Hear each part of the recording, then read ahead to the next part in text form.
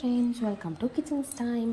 இன்றைக்கி நம்ம சேனலில் நம்ம என்ன ரெசிபி பார்க்க போகிறோன்னா வாழைப்பூ சாம்பார் எப்படி வைக்கிறதுன்னு பார்க்கலாம். வாழைப்பூ குழம்புன்னு கூட சொல்லிக்கலாம். இப்போ நம்ம இது தோசைக்கு, இட்லிக்கு, சாப்பாட்டுக்கு ரொம்பவே சுவையாக இருக்குங்க. கண்டிப்பாக அந்த ரெசிபி ட்ரை பண்ணி பாருங்கள். இன்க்ரீடியன்ஸ்லாம் டிஸ்கிரிப்ஷனில் கொடுத்துருக்கேன். நம்ம நார்மலாக எப்போவுமே பருப்பு சாம்பாருக்கு எப்படி கழுவி வைப்போமோ அந்த மாதிரி கழுவி எடுத்துகிட்டு நான் இதில் ஒரு 2 கிளாஸ் தண்ணி விட்டுருக்கேன். ஒரு 4 பல் பூண்டு எடுத்திருக்கேன். 4 பல் பூண்டு இதிலே சேர்த்துக்கோங்க. ஒரு 1/4 டேபிள் ஸ்பூன் மஞ்சள் தூள், பெருங்காயத்தூள் கொஞ்சமாக சேர்த்து இதை நான் ப்ரெஷர் குக் பண்ணி எடுத்துக்க போகிறேங்க. இது மூடி வச்சுட்டு ஒரு 4 விசில் நல்லா குழைய வெந்து வரட்டும். அது சைடில் வச்சுக்கோங்க. நான் இப்போ ஒரு பேன் எடுத்திருக்கேன். பேனில் ஒரு 4 டேபிள் ஸ்பூன் எண்ணெய் சேர்த்துக்கோங்க. எண்ணெய் சேர்த்துட்டு எண்ணெய் காஞ்சதும் நம்ம கடுகு சேர்த்துக்கலாம். இதில் ஒரு 1/4 டேபிள் ஸ்பூன் கடுகு, கொஞ்சமாக சீரகம் சேர்த்துக்கோங்க. சேர்த்து இது நல்லா பொரிஞ்சு வரட்டும். இது கூட நான் ஒரு 4 பல் பூண்டு தட்டி வச்சுருக்கேன். ஏற்கனவே அதில் 4 போட்டிருக்கேன்.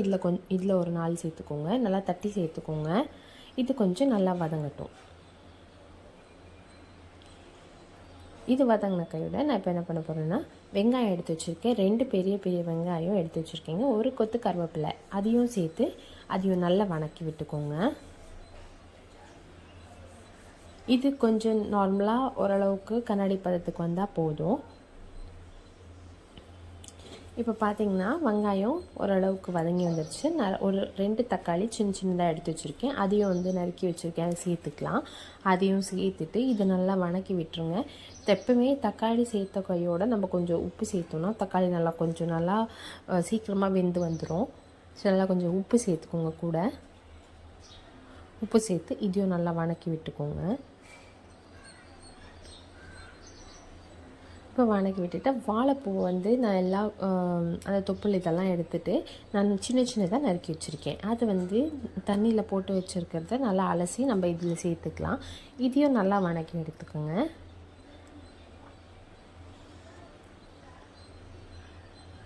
இப்போ இதையும் நல்லா வதக்கிட்டு நான் 2 டேபிள் ஸ்பூன் குழம்பு மிளகாத்தூள் யூஸ் பண்ணியிருக்கேன்.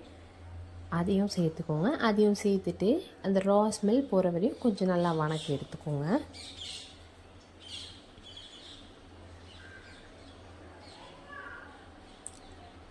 இது கொஞ்சம் நல்லா வதங்கி வந்த உடனே நான் என்ன செய்ய போகிறேன்னா, இதில் கொஞ்சம் தண்ணி சேர்த்துக்க போகிறேன். ஒரு 2 கிளாஸ் தண்ணி சேர்த்துட்டு இதை கொஞ்சம் நேரம் வேகட்டும். ஒரு அரை வேக்காடு வெந்தால் போதும். ஒரு 2 நிமிஷம் வெந்தால் போதுங்க.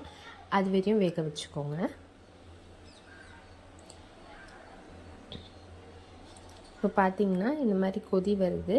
இன்னும் கொஞ்சம் கொதி வந்த உடனே நம்ம பருப்பு சேர்த்துக்கலாம். பருப்பு எடுத்து வச்சுருந்தோம்ல, அதை கடைஞ்சி நல்லா இது கூட சேர்த்துக்கோங்க. சேர்த்து இதையும் நல்லா கலந்து விட்டுக்கோங்க. எல்லா பக்கமும் கலந்து வரா மாதிரி கலந்து விட்டுக்கோங்க. கலந்து விட்டு கொஞ்சம் உப்பு பத்தலை, கொஞ்சம் உப்பு சேர்த்துருக்கேன். கூட கொஞ்சோண்டு புளி தண்ணிங்க, ரொம்ப புளிப்பாக ஊற்ற வேண்டாம். லைட்டாக கரைச்சி லைட்டாக ஊற்றிக்கோங்க. அதையும் சேர்த்து அதையும் நல்லா கலந்து விட்டுக்கோங்க. உங்களுக்கு தண்ணியாக வேணுன்ற பட்சத்தில் தண்ணி கொஞ்சம் சேர்த்து கலந்து விட்டுக்கோங்க.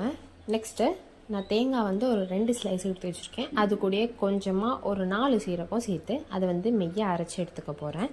இப்போ நான் இந்த குழம்புல அதை ஊற்றிக்க போகிறேங்க.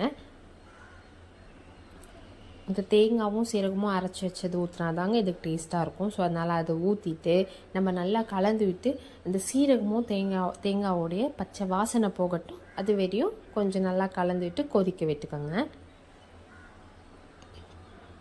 எனக்கு உப்பு இன்னும் கூட பத்தலை. உப்பு சேர்த்துட்டு நான் இல்லை இப்போ நல்லா கலந்து விட்டுக்க போகிறேன். இப்போ நான் நெக்ஸ்ட்டு பார்த்திங்கன்னா இதில் கொத்தமல்லி தழை தூவி சர்வ் பண்ணிக்க போகிறேங்க. நம்ம குழம்பு ரொம்ப சூப்பராக ரெடி ஆகிடுச்சு. பசங்களுக்கு வாழைப்பூ பிடிக்காத பசங்களுக்கு, ஒதுக்கி வைக்கிற பசங்களுக்கு இந்த மாதிரி செஞ்சு கொடுத்து பாருங்கள். ரொம்பவே விரும்பி சாப்பிடுவாங்க. கண்டிப்பாக இந்த ரெசிபியை வீட்டில் ட்ரை பண்ணி பார்த்துட்டு லைக்கும் கமெண்ட்டும் பண்ணிக்கோங்க. இதே மாதிரி வீடியோஸ் எங்கள் சேனலில் பார்க்க கிச்சன்ஸ் டைம் சேனலை சப்ஸ்கிரைப் பண்ணிவிட்டு பக்கத்தில் இருக்க பெல் ஐக்கானையும் கிளிக் பண்ணிக்கோங்க. தேங்க்யூ.